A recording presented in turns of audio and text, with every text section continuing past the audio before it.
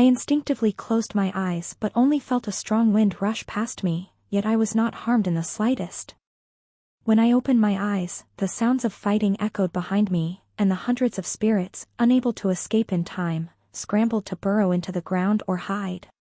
Suddenly, I turned around to see Tejung being torn apart by the Tuongnan, his flesh splattering everywhere, yet he still moved swiftly, countering with a swift slash that peeled away a layer of skin from the Tuongnan, revealing greenish liquid oozing from its chest. I was momentarily stunned. Why were they fighting each other? Weren't they both targeting me? While I was in a daze, a masked female spirit appeared in front of me, her once beautiful face now twisted with rage. Tam Tin Lone, what are you still dawdling for? Do you want to wait until Hao Khan completely devours your little boyfriend before you wake up? By then, no one will be able to fight him. Hao Khan. I had heard of him. He was one of the 4 famous vampire kings, rivaling the Tuongnan. Hao Khan possessed only a single soul fragment, so he was always seeking a host with spiritual power to fully integrate the soul fragment and form a new body. During this time, he had repeatedly possessed mortals, turning their bodies into puppets under his control. So, Tejung had become Hao Khan's puppet. And his actual target was me. He wanted to seize my body. This indicated that I possessed spiritual power, but aside from having yin-yang eyes, I seemed no different from ordinary people. Just as the processor in my head was about to fry, Tejung lunged at me, his eyes completely foreign, even filled with hunger. I instinctively raised my hand to shield myself, but the long hair of the masked female spirit coiled around my waist, lifting me into the air. Tam Tin Lone, can you wake up already? We might not be able to save you much longer.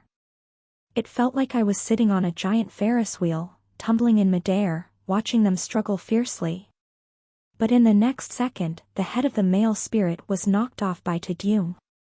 The head flew through the air in a parabola right in front of me, the headless male spirit glaring at me in resentment. Hin Thien, asterisk, I've never been in such a mess. How could Grandma send us to protect an idiot like you?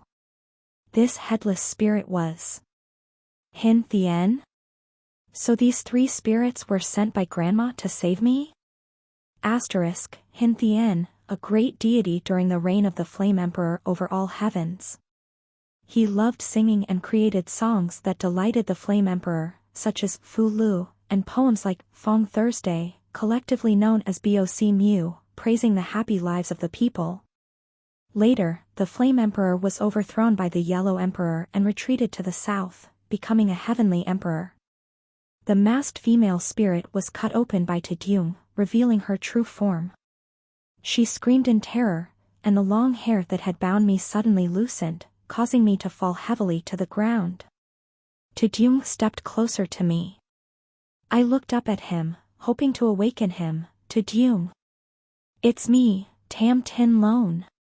His eyes were vacant as he approached me, his fingertips now sharp claws, as if they could pierce right through my body with a light poke. He grinned, a mocking expression on his face. Is this the descendant of Nu Oe asterisk? Isn't that rather ridiculous?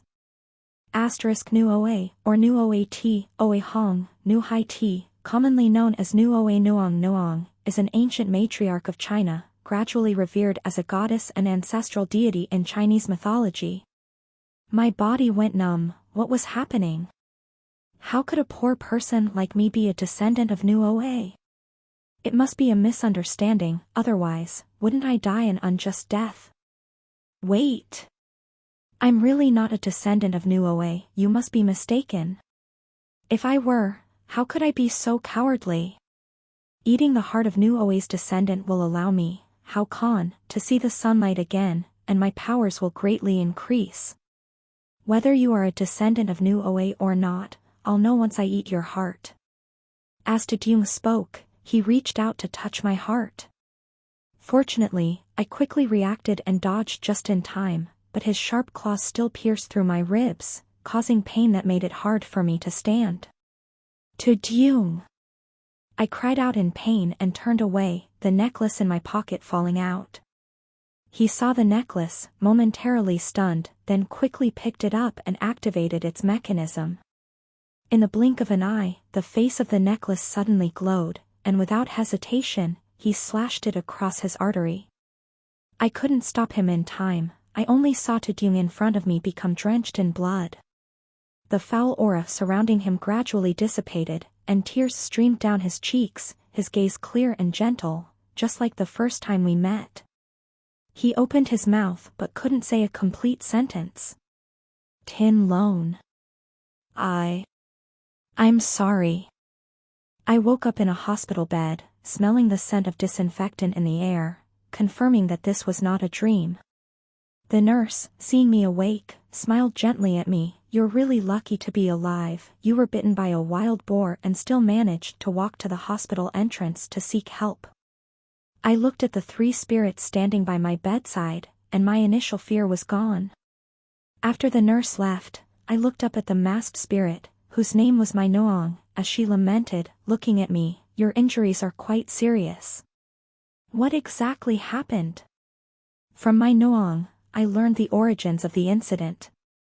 Initially, when Hao Kan discovered that I was a descendant of Nu Oa, he sought to obtain my heart to quickly enhance his powers and create a new body for himself. However, because he only had a single soul fragment, he could only look for a host, which is why he targeted Taedyung. Taedyung had previously attempted to resist him and planned to enter seclusion to force Hao Kan to give up. Unexpectedly, at that moment, I had sent a distress signal to him, causing him to exit his seclusion prematurely and severely damage his own powers. Taking advantage of this, Hao Kan seized control and turned Taedyung into a puppet. So I had indirectly caused Taedyung's death. The descendant of the Celestial Master is quite infatuated. As a puppet, he wouldn't want to live, otherwise, Hao Kan might have succeeded. My Noong ran her fingers through her long hair, letting it fall to the ground, shaking her head with a sigh. Perhaps I was too shallow, not expecting that there would be a man in this world who would risk his life for true love. Tin Lone, I don't know whether to be happy or sad for you.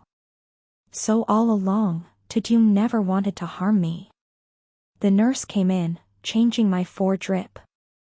I suddenly grabbed the nurse's hand and asked, "Where is Taedyung?" Taedyung? The on-duty doctor only found you alone at the hospital entrance. I yanked out the 4 needle and got off the bed. I had to find Taedyung. He must be very frightened alone in the wilderness. The nurse hurried outside to try to stop me, but I endured the pain and ran into the elevator. As the elevator doors opened, I was about to step in when I saw a white-covered corpse on a stretcher. Under the white sheet, a familiar hand with clear knuckles, still muddy, made my heart twist in agony. Taedyung? I pulled back the white sheet and saw Taedyung's pale face, with a deep fatal wound in the middle of his neck. My heart ached, and tears immediately flowed like a torrent. The nurse rushed to me, pulling me away. You're still a patient. You can't run around. Taedyung. The elevator doors closed, separating me from him. How could we, in just one night, become worlds apart? From the nurse, I learned that Taedyung had been found by a monk in a temple deep in the forest. When discovered, he was covered in claw marks and still clutching the necklace tightly. Everyone said that while struggling with the wild boar, he had inadvertently cut his own artery, leading to excessive blood loss and death. How ridiculous it was, he had sacrificed his life to protect me, and in the end, received such a tragic death. But no one believed what I said. Even the gentle nurse furrowed her brow and softly comforted me. I know you've been through a lot, but there are no ghosts in this world. How convenient it was to say there were no ghosts. I looked around. There was only a small hospital room, and the ghosts had gathered in a crowd at my bedside.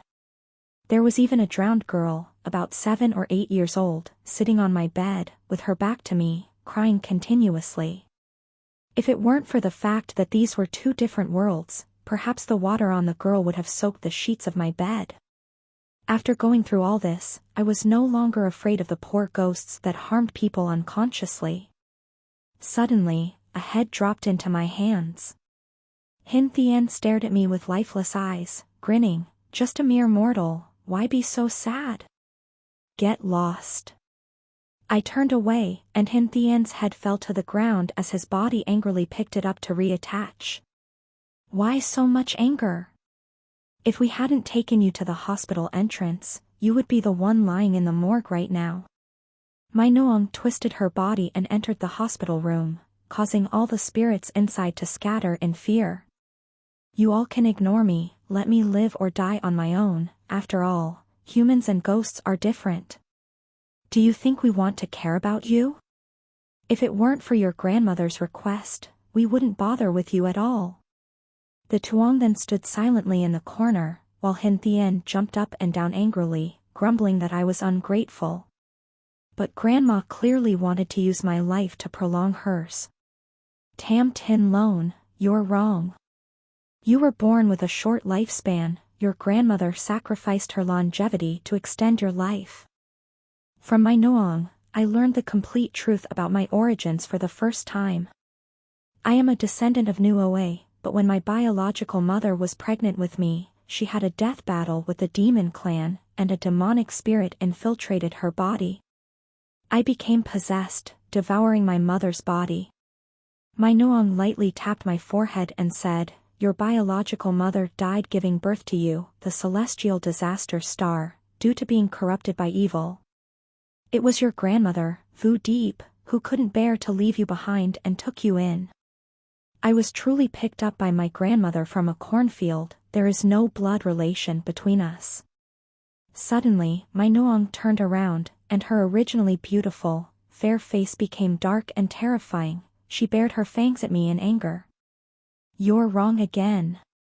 Vu Deep is your biological grandmother, the person you harmed is her own daughter. I was stunned.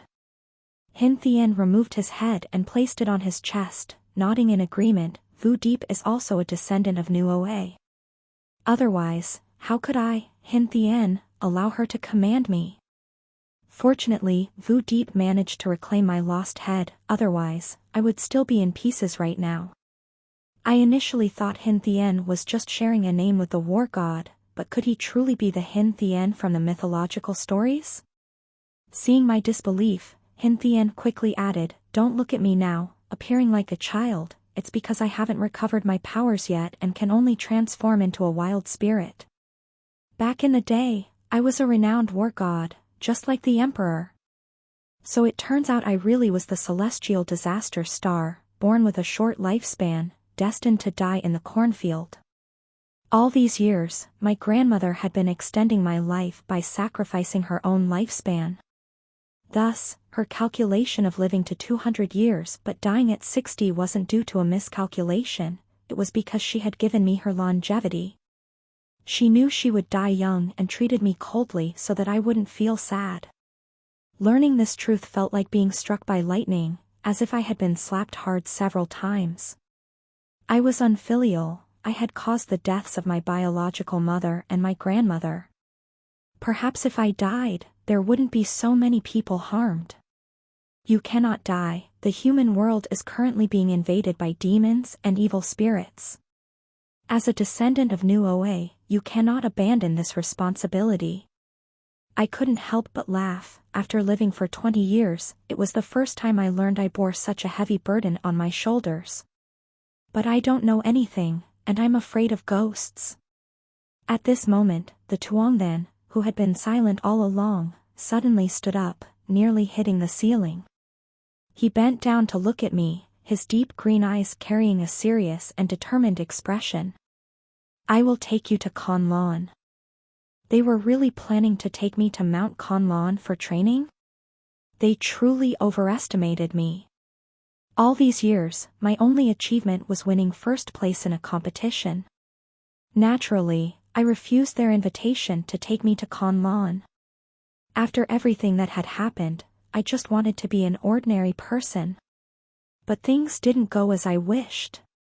On the day the vacation ended and I returned to school, I noticed something unusual in the way my roommate looked at me. She gazed at me like I was prey, often pulling me close and hugging me.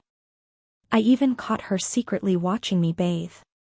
My Noong seriously applied my nail polish to her toenails, casually saying to me, "Your roommate has been possessed by a male serpent spirit. Male serpent spirits have always been lecherous, you know her true form is half human, half snake, right? He particularly likes that type. What should I do now? Can't you all handle it for me?" My Noong blew on her freshly painted nails. "Recently, the three of us are in the recovery phase and can't use our powers, it would deplete our essence. You'll have to handle it yourself." I truly felt grateful. Initially, I thought that if the enemy didn't provoke me, I wouldn't act against them. Now, wanting to be an ordinary person also meant dealing with these strange entanglements? Could I not avoid going to Conlon? Fine. I'll go to Conlon with you guys, is that all right? As soon as I finished speaking, Tuong Then and Hin Thien appeared at the door, carrying my luggage, and said in unison, "Right now." I couldn't help but suspect that this was their plan all along. My Noong had exhausted all her reasoning with me. "You are the celestial disaster star, but you have the Ling Lung heart in your fate, which is a tremendous contradiction that divides yin and yang. You are a good seed for cultivation. If you don't cultivate, when Hao Kan returns, you may not be able to deal with him." At this point, I felt a little puzzled and glanced at the taciturn Tuong Nan. Isn't Tuong Then the king of the zombies? Why can't he fight against Hao Kan? Hin Thien explained on his behalf. After Tuong Then came to the modern world, he no longer consumed blood essence and has weakened, so he can't fight against Hao Kan. Hao Kan has a heavy resentment, his grievances have formed into a miasma, which naturally has greater power. Tuong Then nodded in agreement. Exactly, it's explained clearly. The most absurd part was that my Noong said that practitioners must show sincerity, so they could only walk to the mountain. I had just cancelled the flight I had just purchased, smiling awkwardly at her, a smile worse than crying. After crossing the border, the sky grew darker, and we found a guest house to rest. The owner of the guest house was shirtless, with a tattoo of a blue dragon and a white tiger on his arm. It was clear he was not easy to provoke. He was smoking a cigarette and asked me, "One person?" I glanced at the three spirits beside me and nodded, yes.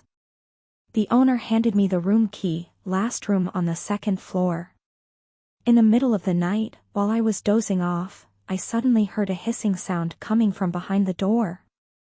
Hin Thien's head suddenly rolled over to my feet, saying, "Where is northern Myanmar?"